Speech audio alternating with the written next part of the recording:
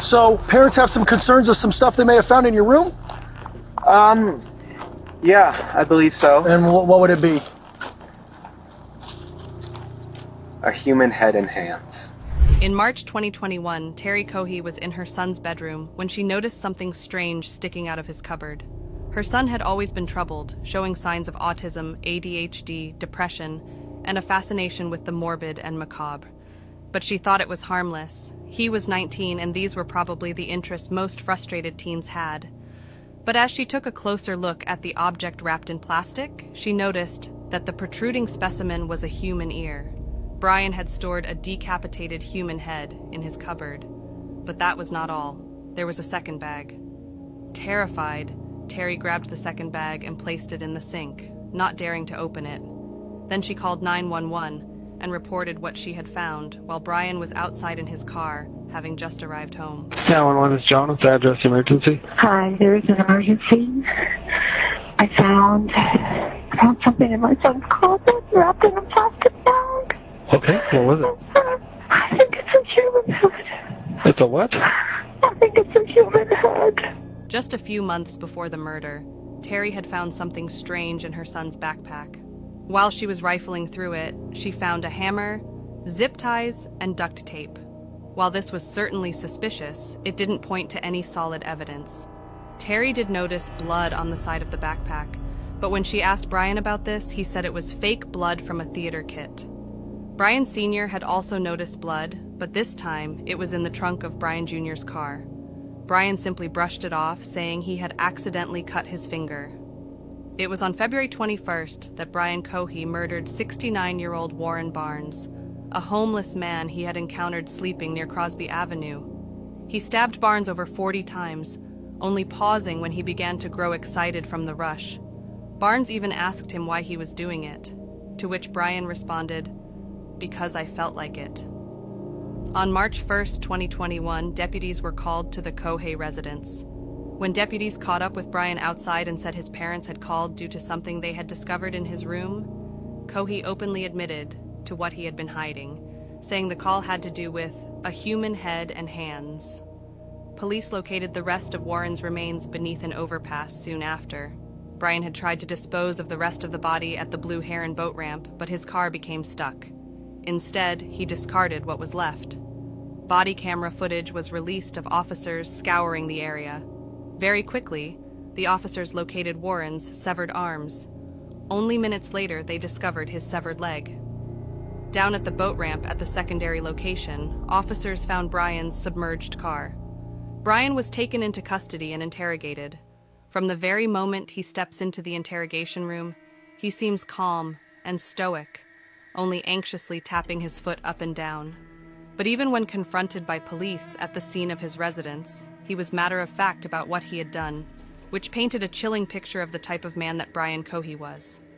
As Brian waits for detectives to interview him, he nervously fidgets, bites his nails, and wipes his palms against his jeans, all telltale signs that he is experiencing some sort of anxiety. When the lead detective, who identifies himself as Pete, steps in, he gives Brian a bottle of water, and the pair exchange a few laughs and smiles. It seems oddly pleasant, despite the circumstances that brought both men there. After asking some routine questions to confirm details, the detective asks Brian if he knows why he's there. He calmly responds, "Because I murdered someone." Then, the pair review his Miranda rights before Brian explains what occurred. Brian first begins telling the detective that he keeps a bat and a kitchen knife in his car for self-defense, and that on the night of February 27th, it was a full moon, and he had decided to take a drive. Brian then mentions his major depressive disorder and that at the time, he was in a bad state of mind. After cruising around for an hour and a half, Brian arrived at the bridge. While driving under the overpass near the railway tracks, Brian saw the shape of Warren Barnes. Brian then admits that he grabbed his knife and put on 3 layers of gloves, which would indicate that Brian had been planning something like this, coming prepared. He further incriminates himself by explaining that plastic gloves are too thin and often leave fingerprints behind. He goes on to tell detectives that he pulled back Warren's canvas and stabbed the man in the neck. At first, Warren was panicking and repeatedly asked why Brian was trying to harm him.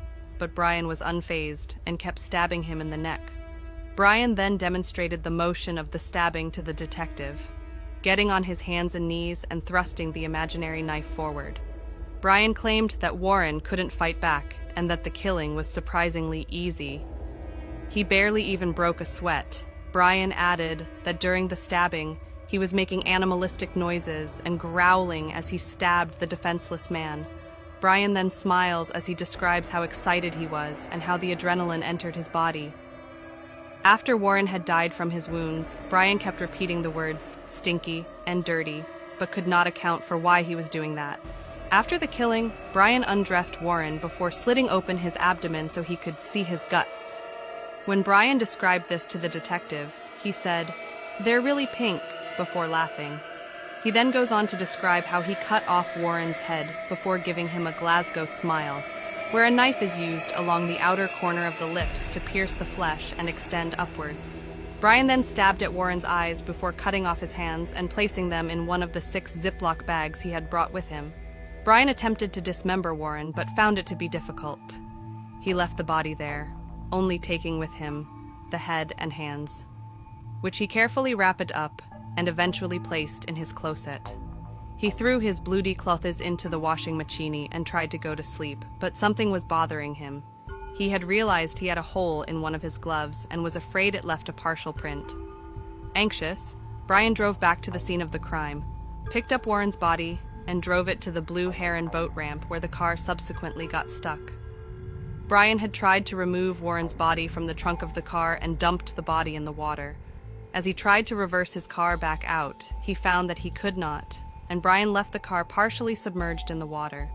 Brian confessed in his interrogation that for years he had been obsessed with murder and knew that he wanted to try it, having been influenced after reading about cases like Ted Bundy and the Zodiac Killer. What was clear to both detectives in the room was that Brian had known exactly what he was doing. He was incredibly articulate and level-headed about committing an atrocious slaughter of another human being. Brian also confessed that in 2018 he had practiced killing a stray black cat that had wandered onto his property. He kept the body for 3 days before disposing of it in the trash. As for his reason for choosing a homeless person as his victim, Brian stated that nobody would miss them. But he was wrong, as 69-year-old Warren Barnes had multiple friends in the community who reported him missing.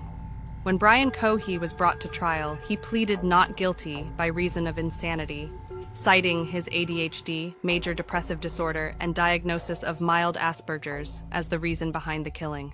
2 psychologists with the state of Colorado concluded that he was not insane. However, one psychologist hired by the defense claimed Brian had suffered from a psychotic episode, so at the time of the murder, he was legally insane. The prosecution presented the theory that Brian had planned to commit a murder at least 6 months in advance. This was evident in the homemade murder kit he had made, as well as the preparations and items he had taken with him on the night he killed Warren Barnes, such as the Ziploc bags and multiple pairs of gloves. The interrogation footage was also enough to damn him.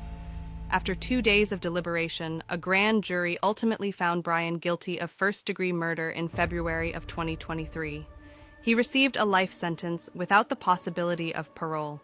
The disturbing case of Brian Cohey sheds light on the complexities of mental health, violent tendencies, and the chilling allure of true crime for some individuals. Despite his troubled background and mental health issues, Brian's meticulous planning and cold-blooded actions reveal a disturbing depth of darkness within him. His detailed confession, coupled with his prior fascination with notorious criminals, paints a picture of a young man who was not only aware of his actions, but also seemingly detached from the gravity of his crimes.